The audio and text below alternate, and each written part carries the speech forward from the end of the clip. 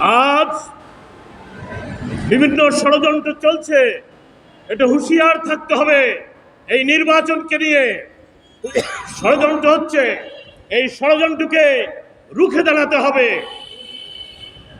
আজকে গত ৭০ বছর আওয়ামী ফ্যাসিস্ট এই দেশে খুন করেছে, সাংবাদিকদেরকে হত্যা করেছে, সাগর রুনিকে হত্যা করেছে, বহু সাংবাদিককে হত্যা করেছে।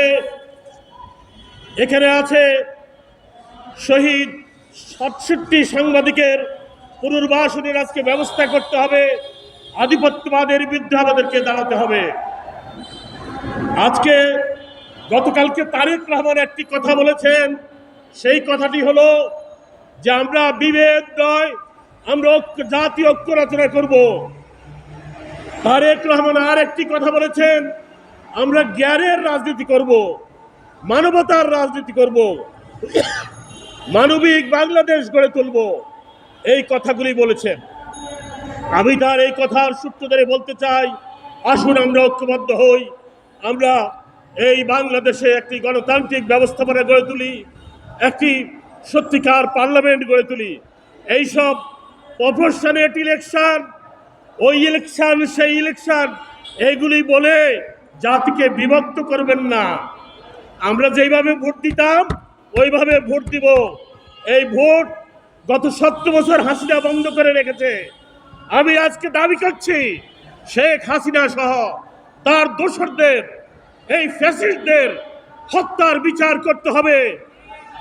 প্রায় ১,৫০০ লোককে হত্যা করেছে, এই ১,৫০০ হত্যার বিচার করতে হবে এবং যারা নির্বাচিত হবেন তারা এসে এই হত্যার বিচার করতে হবে। হাসিনার বিরুদ্ধে, এই ফ্যাসিবাদের বিরুদ্ধে আমাদের এই সেনাবাহিনী, এই জাতীয় সেনাবাহিনী যে ভূমিকা রেখেছে, আমি তাদের প্রতি অভিনন্দন জানাই।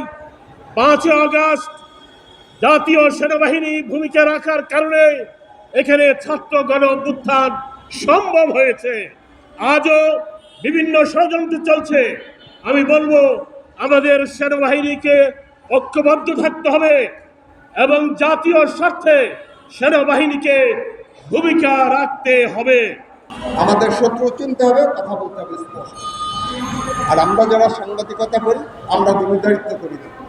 আমরা সমাজে ক্ষুদ্র ক্ষুদ্র অপরাধগুলো তুলে দেব এবং আপনারা আমাদের পাশে থাকবেন এবং সরকারকে জবাবদিহিতার আশা করব।